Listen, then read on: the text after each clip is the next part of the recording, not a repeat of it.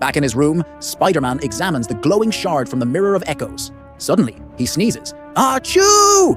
And poof! His webs turn into glittery butterflies. Whoa, okay, that's weirdly beautiful. Before he can figure it out, a villain bursts into the street below. Venom's wild clone.